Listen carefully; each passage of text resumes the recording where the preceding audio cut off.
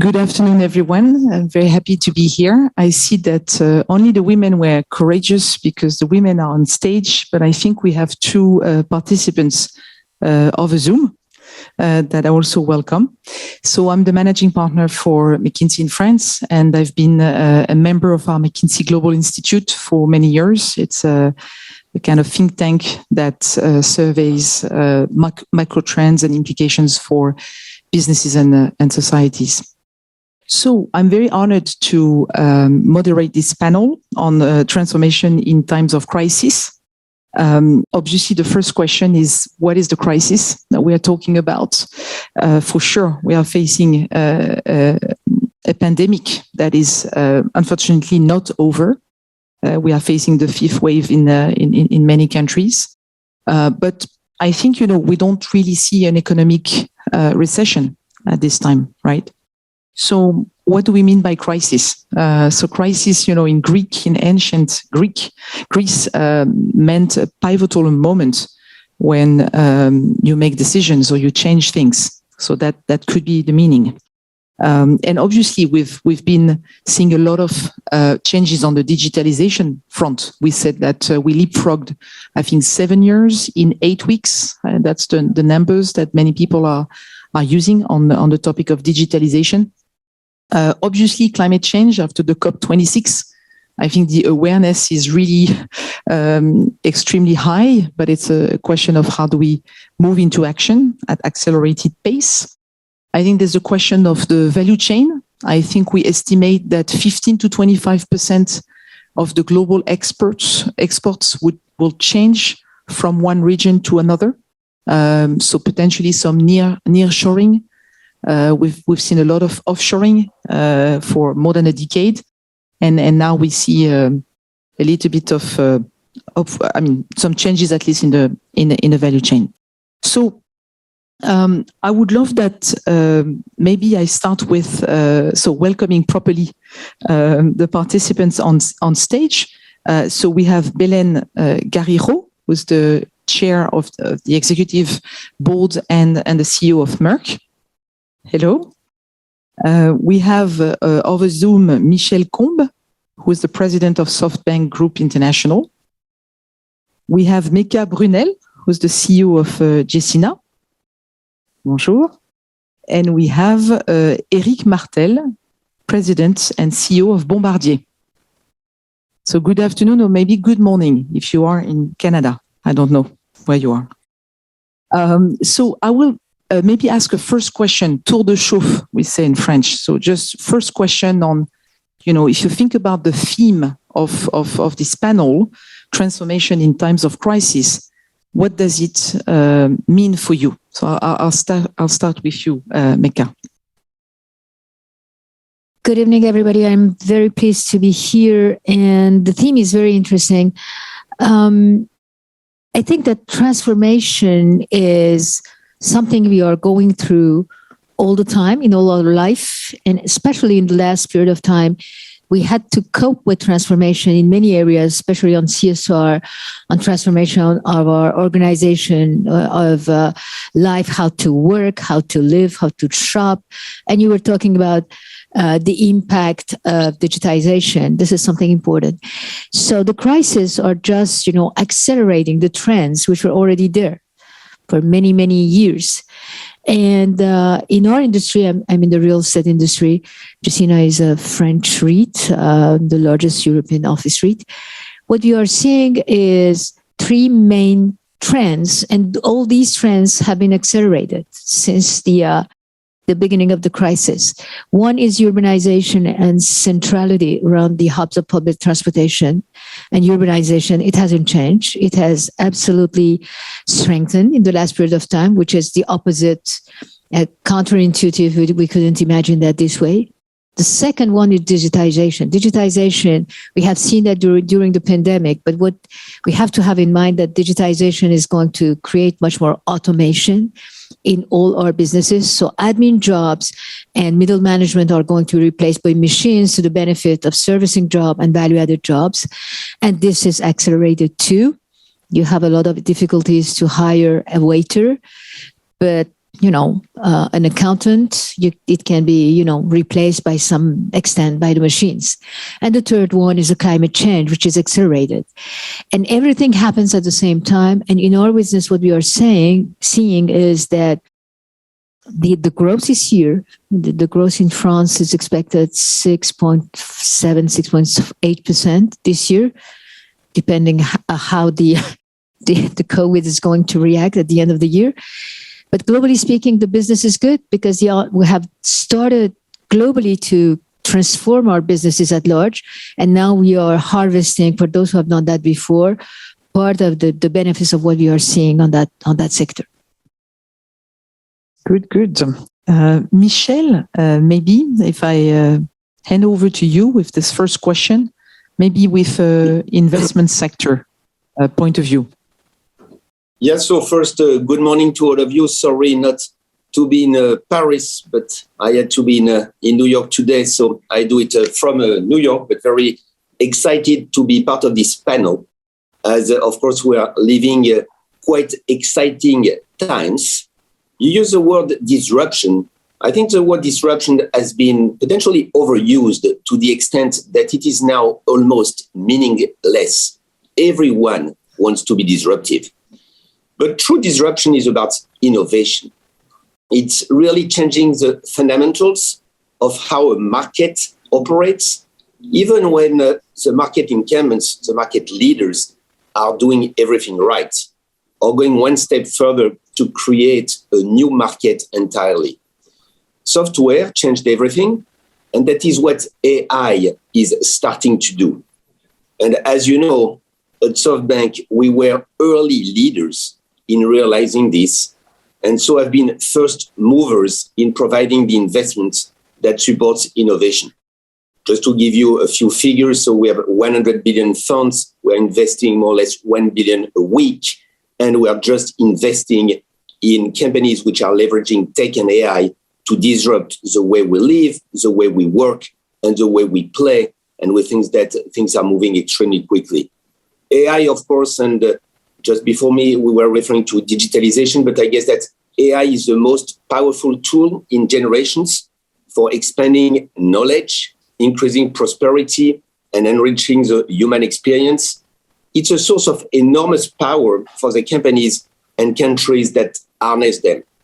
Advances in AI build themselves and result in significant first mover advantages. And that's where we are investing right now in technologies which have this potential of disruption.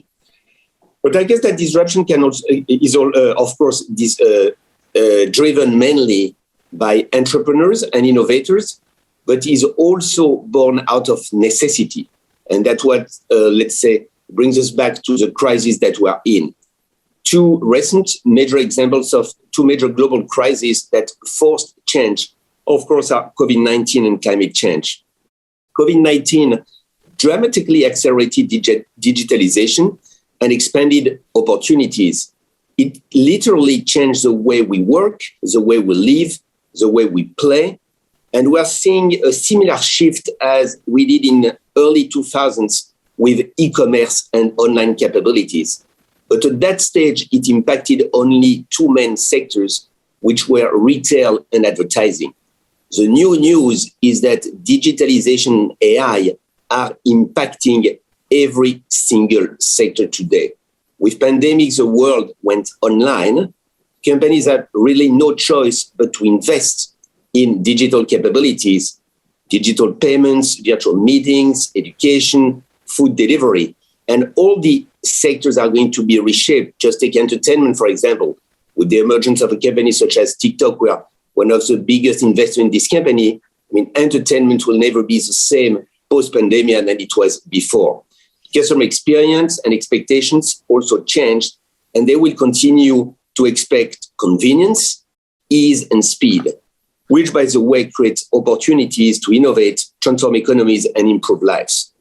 Of course, climate change is also a big accelerator and an immense challenge that requires immediate action and creates, again, opportunity for real change.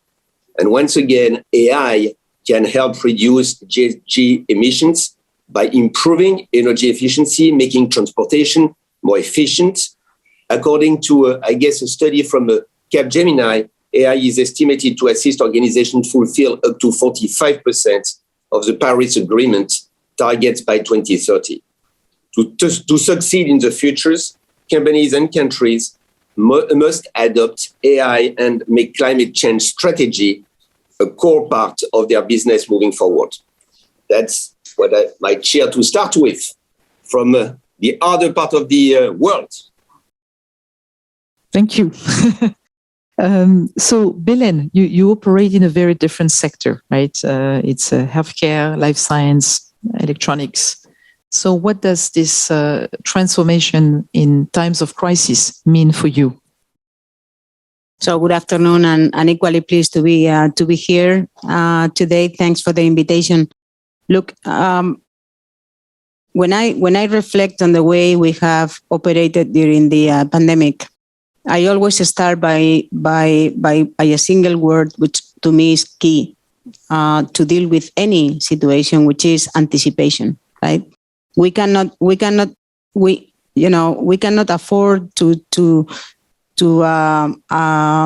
give our backs to the fact that even before the pandemic, we were already living in what we called a VUCA world, right? And that was on fashion in 2019. And it was, in a way, a wake-up call to make sure that we build organizations that are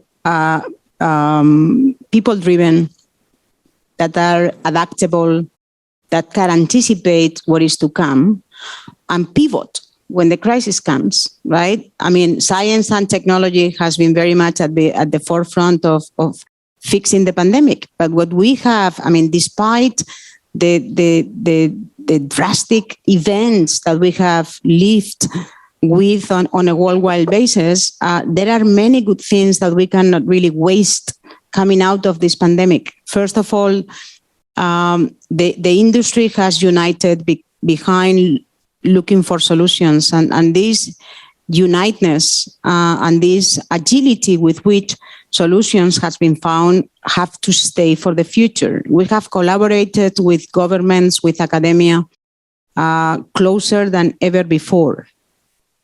And this has been a very critical success factor to find a solution to this pandemic and manufacture billions of vaccines in a record time, which is an unprecedented illustration of science and tech as a force for good. You know, I mean, this is I'm very proud of having been a company that has been serving vaccine manufacturers with critical materials. And of course, we all have been challenged by keeping our factories working to deliver medicines, basic medicines, right? In the context of people getting sick. So anticipation was key to keep our factories and our labs up and running. And I can tell you we have been more productive than ever before in the pandemic. Second, we have struggled with the speed at which vaccine manufacturers requested critical materials that we are manufacturing, and expanding capacity at the speed of light has been really an obsession from day one. And last but not least, we have adopted new technologies also very, very fast to cope with digitalization, the new ways of working, the hybrid work, and keeping our organization engaged, our teams engaged during the already 2 years, almost 2 years, that we have been working remotely. We have 70% of our people still working in home office. And now we were thinking, okay, now it's time to go back. And now we are actually reversing those decisions in the face of the new wave. So I think everything that we have learned, that global is key, that diversification is key to prevent the trade issues that we have been confronted with during the pandemic, that diversity is key, that agility and speed will stay absolutely instrumental to be competitive, is something that I take as the positive, as all the positives of this, that we now want to integrate actually in the culture of the company sustainably. We cannot lose speed, we cannot lose agility, and much of this is around coming together around our purpose of advancing human progress. Thank you. Eric Martel, I think you are still on the Zoom. What have been the key challenges and opportunities in business aviation? Yeah, but specifically, if we talk about Bombardier, we have a rich history of product innovation and manufacturing, especially in the snowmobile business, which we created about 80 years ago. We also had a train business that we sold a year ago to Alstom, not even a year ago, but a few months ago. And we were basically in the aerospace industry also for many decades, but in two segments of the aerospace industry. One is the commercial aircraft. When I say commercial, is selling airplane to airlines. And when I mention private jet, it's more selling airplane to individual for private use. So I think the pandemic for us has turned out into a major opportunity. It was not that obvious right from the start. Our company was facing actually a couple of challenges up front, which I can say everybody else, but clearly a challenging financial situation also at the start of the pandemic. So we addressed that right from the start. I came back actually at the helm of Bombardier right in March 2020. So the financial situation was there. The pandemic was starting, and clearly it was not that obvious at the beginning how everything was going to settle. But I think we've made the right decision. We clearly preserve our liquidity right from the start and create, I would call it a war chest or un trésor de guerre to be ready to go through the situation. And we had to be ready for all potential scenarios. And what became not obvious at the beginning, we had to slow down our factory, send everybody back, home, basically working from home except the manufacturing. But the manufacturing side were closed for about 6 to 8 weeks. And we had to ramp up again, how we were working before because of the different restriction that we had. But our team has done an amazing job. We ramp up very sharply. And right last summer, I'm talking about summer 2020, we saw a sign that our industry, especially on the private jet, because we were exiting every other businesses, was going to benefit potentially from this situation, from the crisis.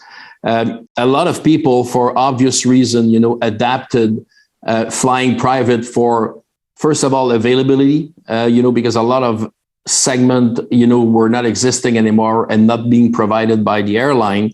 So private aviation was clearly a solution. And of course, for safety reason, people were feeling much more comfortable flying with only their own family, on board an airplane. So right at the summer of 2020, we've seen, some major customer of us, mainly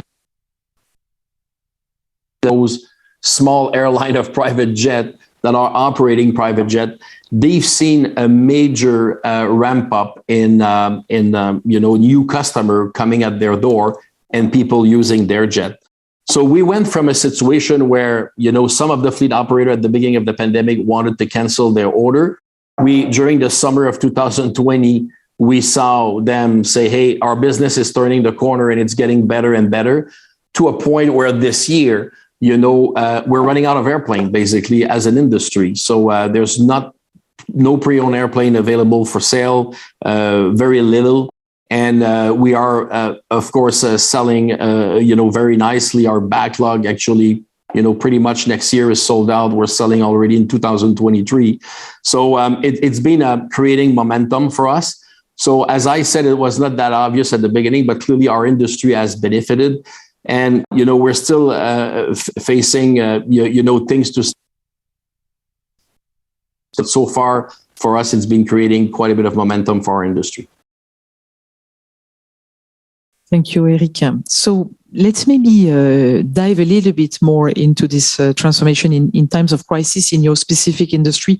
And Mika, maybe starting with you, I think there is this aspiration of achieving net zero before 2030.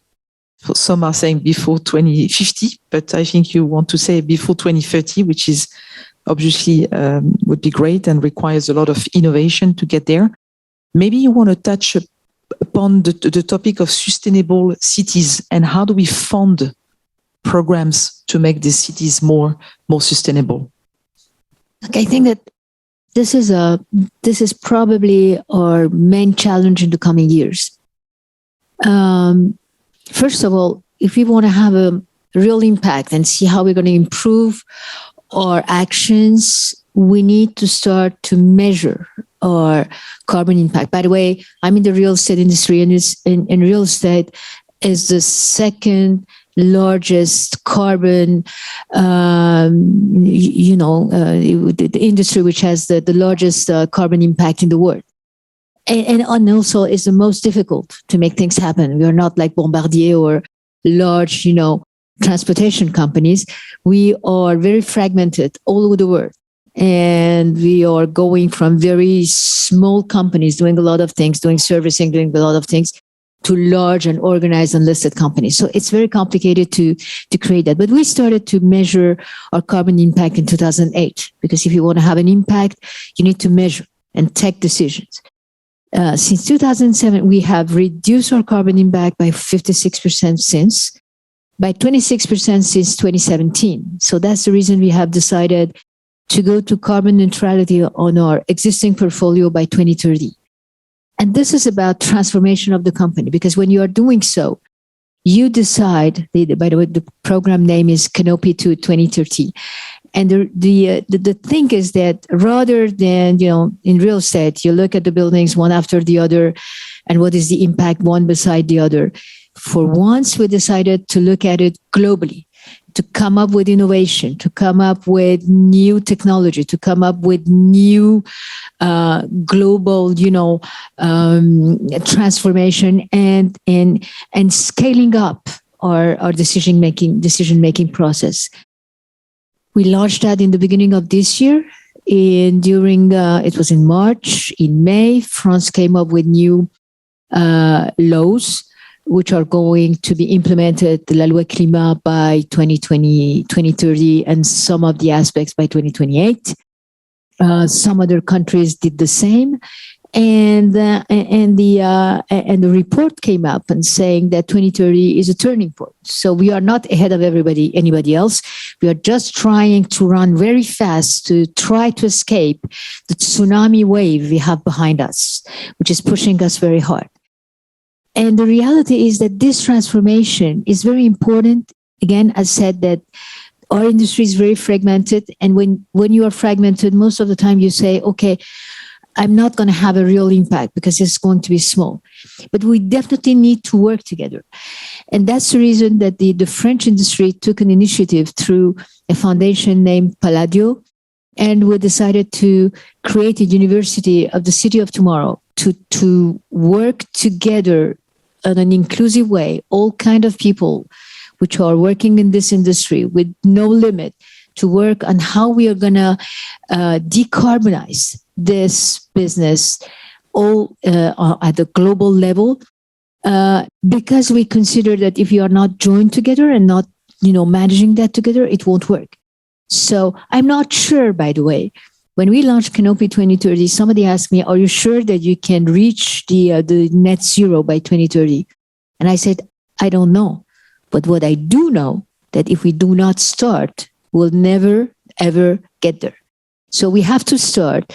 We have to have an iterative, type of, solution, finding solution for our different aspects. But we definitely need to work hard on that sector. And I 100% agree. Innovation, technology, AI, whatever you call it, we need to have everything and probably put our heads together and think it through and try to be much more transversal in terms of thinking through it rather than being in silos. And this is transformation. What I'm seeing, though, in Jacina, it has transformed the way we are looking at our business, the way we are considering things. For instance, we put in place an internal carbon tax. We are French, by the way. We like taxation. We started quite low in 2019 at 10 euros a ton because I don't know if everybody feels, very comfortable with the tons of carbons. I don't know how many tons we need to be in trouble. If one is a lot or not, whatever. But when you convert that into euros, you feel it better. And we said that to our teams, that your bonuses are related to the IRR after carbon taxation, not before. But you can, if you come up with solution that can help you to offset your carbon impact, then you can get your maximum bonus. And it has created a real enthusiasm within the young generation and within an attractivity for our company at some point, which I didn't expect first place. I was really focused on decarbonizing our business. And then this year I said, okay, we should raise the taxation, like all the taxation. And I said, come up with proposals. And they came with 100 euros a ton. So it means that they feel really concerned and they are working on that. And this is a way to also interact with our colleagues, collaborators. And we are not different when we are working for a company or we are just living in a city, or two parts of the brains are connected together. I like it, this idea of it's like an internal currency. Yep. Right? You have set up your own cost for carbon. Yep. And you are using it like a transfer pricing between entities. True. This is absolutely. And by the way, it has created a real, a real movement within the organization. Now we the next step, because in some places you cannot really offset 100% of the carbon. So it is going to create a marketplace.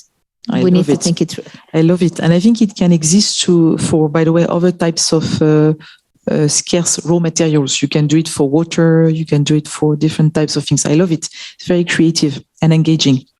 Michel at SoftBank, I was realizing this.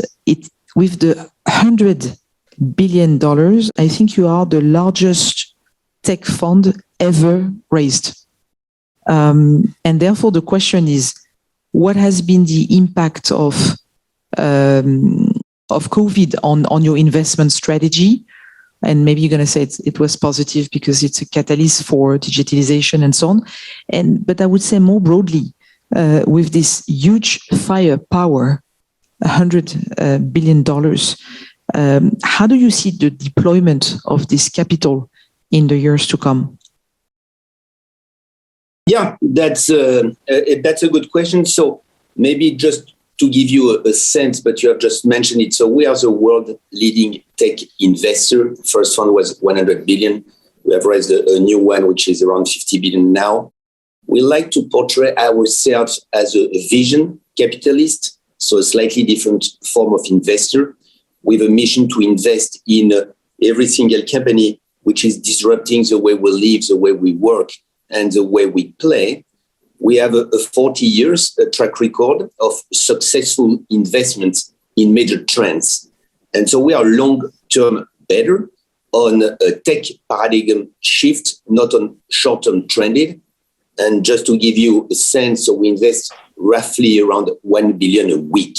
So which gives us an ability to look at many different things which are happening in the world. Just would like to highlight a few things which have been impacted by this crisis. First, I guess the proliferation of digitalization and AI everywhere.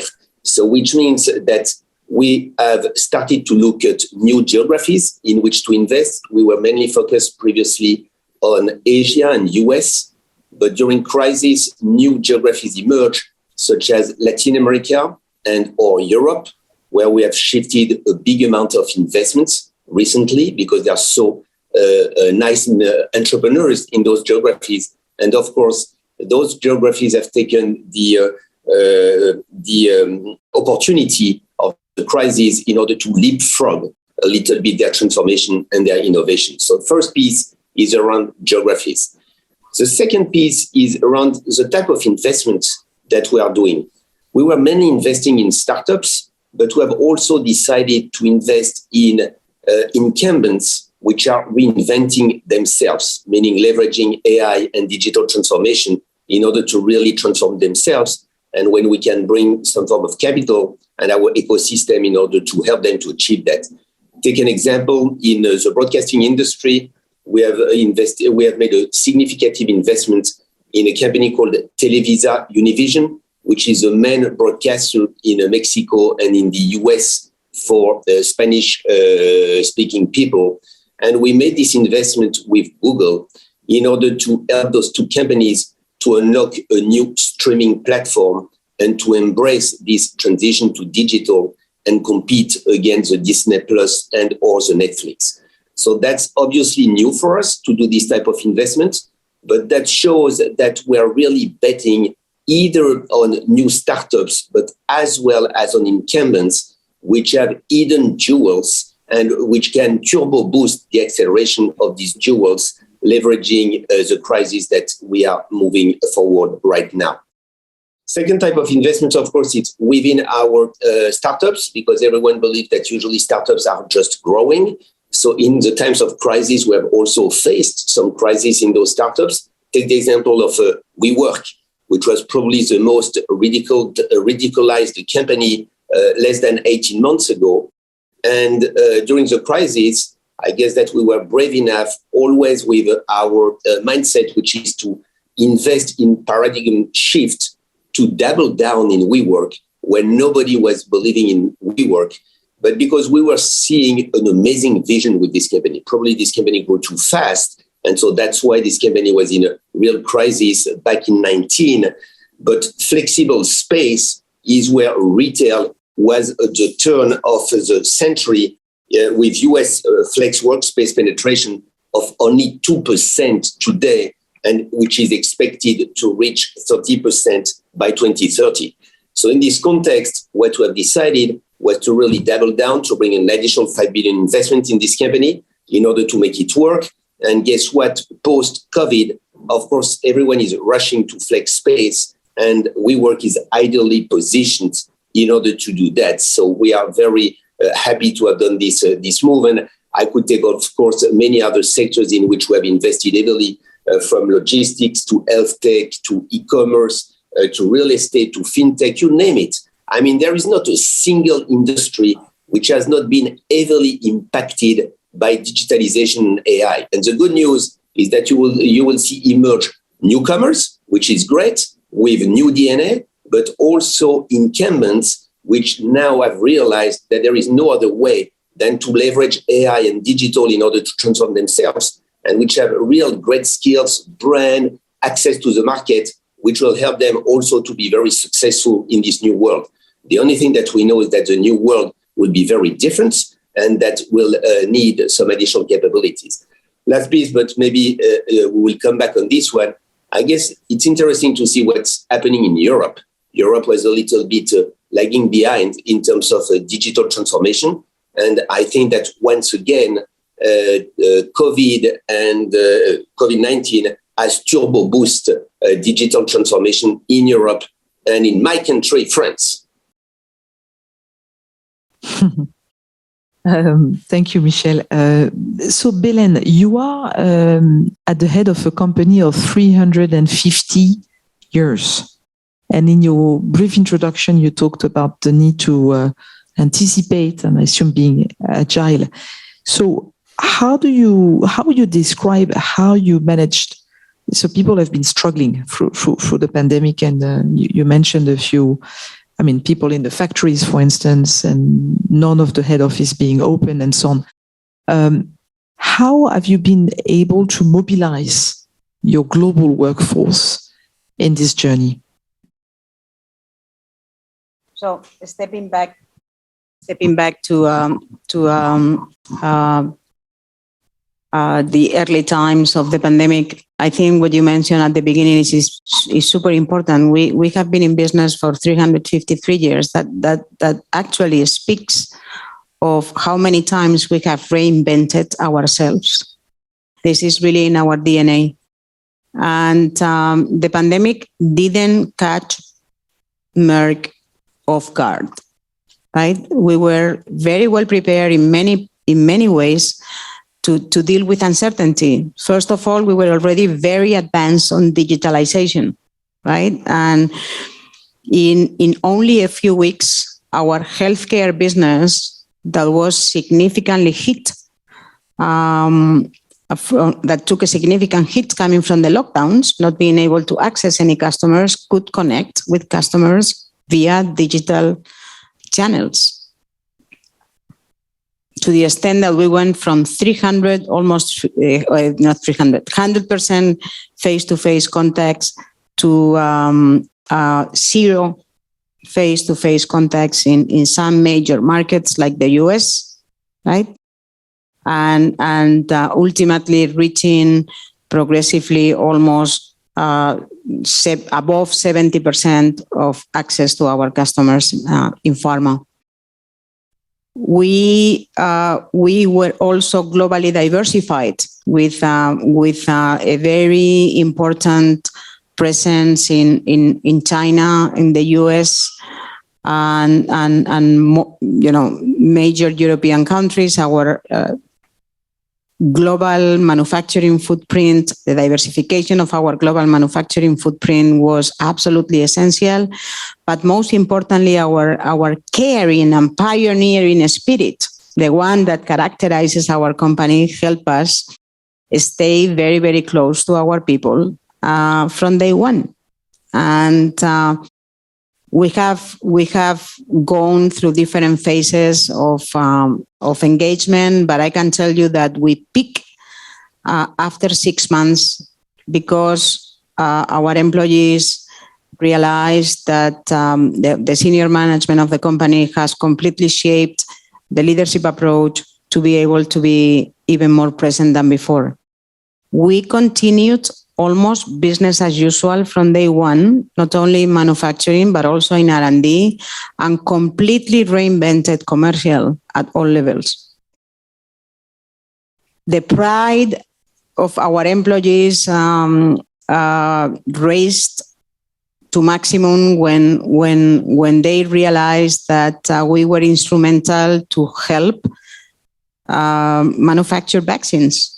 Right, so we took each and every opportunity to remind everybody that we were completely determined to reinvent the way we engage with our teams, and most importantly, the way we lead the organization. I mean, I always joke that I label myself a COVID CEO, right? And that is actually very important because the standards and the expectations on senior leadership during crisis raises exponentially.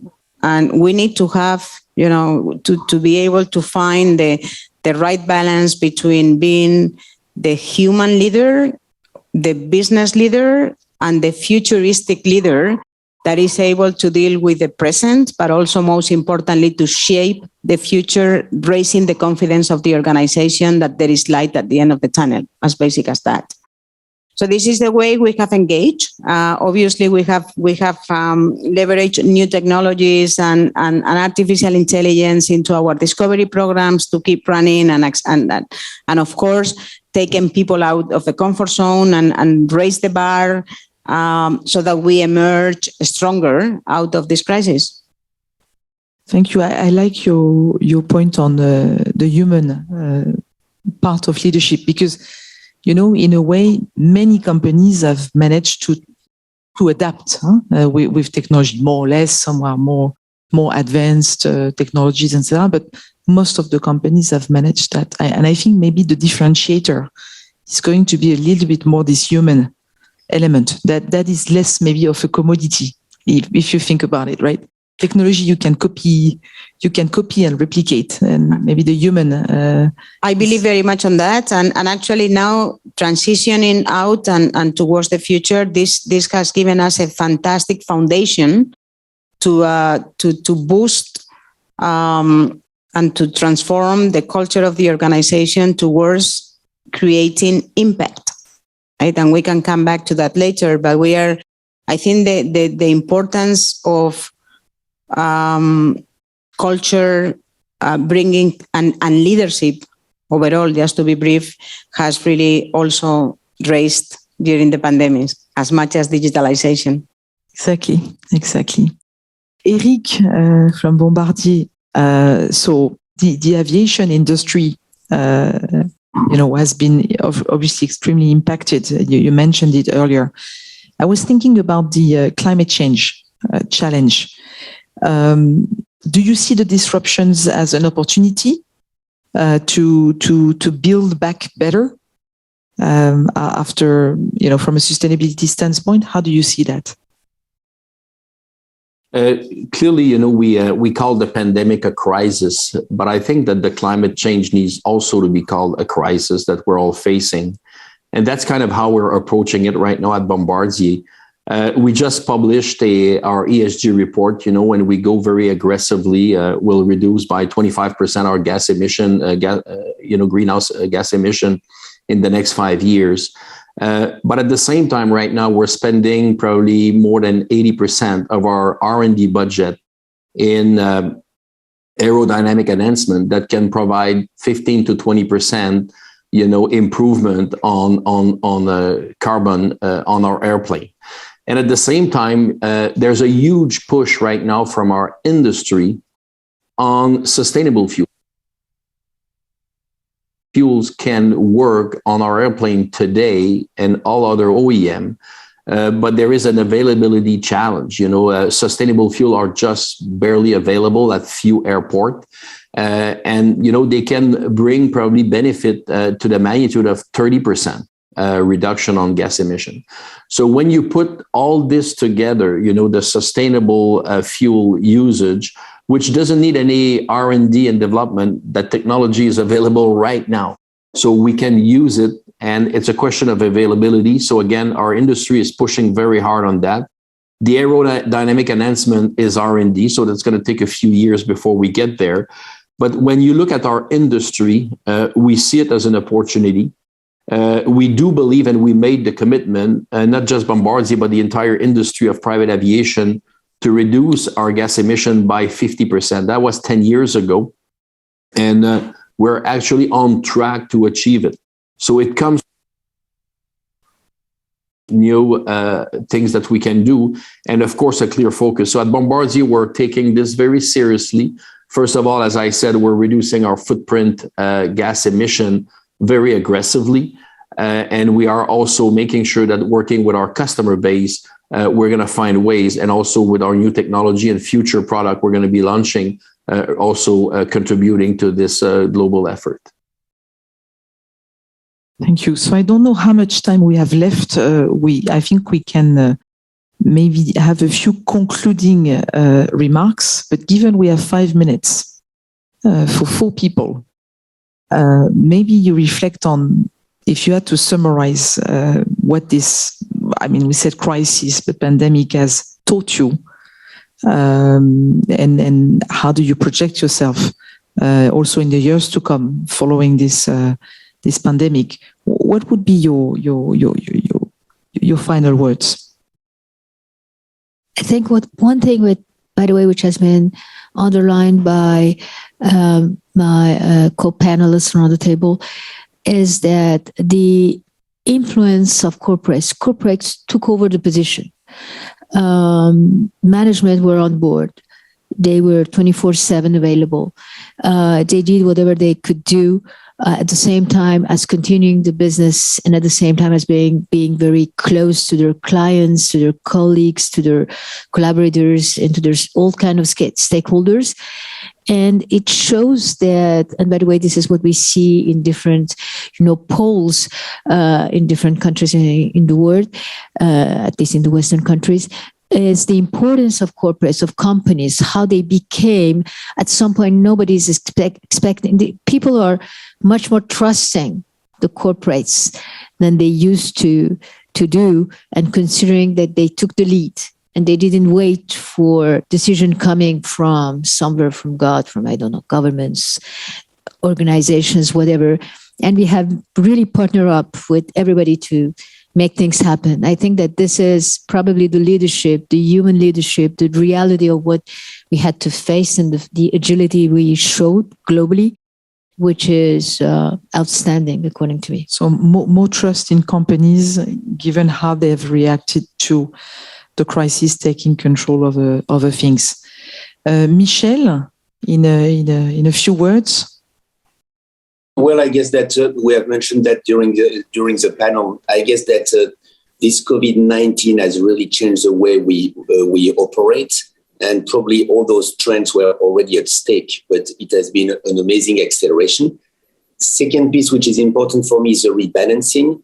I guess that innovation now is spread all around the planet, and as I was mentioning earlier on, I mean, when we entered in this crisis, probably China, US were a little bit ahead of this situation. Post-crisis, I see innovation coming in and kicking in from any single country in the world. Take the example of France, where the late-stage investing landscape was struggling before crisis for lack of capital, potentially also for a rigid, sometimes prohibitive regulatory regime. In the past 2 years, all that has changed. We are now proud to have produced 17 unicorns in France, and we have a president which is unique in the world, which has even given a target for his country to reach 25 unicorns. So which means that everyone has taken into account the fantastic acceleration and the ability for the different regions of the world to really reposition themselves. I was also taking the example of Latin America. When we started to invest in Latin America, we were investing more or less 1 billion a year. And the total investment, in growth tech was roughly around 2 billion a year. This year, it will have been 25 billion. So you see the order of magnitude. And I guess that all of that has been turbo boosted by the crisis. So let's surf on that. Let's make sure that we leverage that. Things will be different moving forward. Of course, that changed the way we lead, the way the responsibility of corporates, as it has been mentioned by some of the panelists, but that's quite a unique situation, which is going to last for the next coming years. So that's a fantastic period that we're entering in. Thank you. Belén? Yeah, I will try to be brief. So first of all, transformation is a never-ending journey, right? And sorry, but transforming in time of crisis is something that everybody understands. The most difficult challenge for leaders is actually keep the pressure and keep people out of the comfort zone in a highly dynamic and highly volatile world. And this is precisely what we have learned during the crisis, which has accelerated the trends and the many macro trends that we have discussed today. And we cannot waste this crisis, right? We need to really build on what we have learned and make sure that we keep an eye on the longer term and on the disruptors becoming and translating or using those disruptors as opportunities for growth and engagement. Definitely, I emphasize quite a lot the cultural and the leadership component that we have generated, and that has to be part of the future as well. And last but not least, let's keep in mind that science and technology combined are excellent drivers, forces of good, right? and supporting each other and the collaboration that we have found with governments and academia have to be kept to the future to maximize the outcomes and for humanity. Thank you, Belen. Eric, we are running out of time, but still wanted to give you the opportunity to share a few final words, but very short because I think there is a next panel. Thanks, Clarice. In 30, 45 seconds, I think somebody said transformation is clearly a continued journey. I think the crisis, the pandemic was just an accelerator. I think for those of us that were agile, I think it's will be successful moving forward. So I think agility when you face crisis is very important. And I think moving forward also, innovation will not just be about product innovation. I think we'll talk about people. We'll need to innovate also on how we work with our people collectively. And I think definitely on the climate change crisis also that we're all facing. So thank you. So Belen, Michel, Mecca, and Eric, thank you so much for your time and your great insights.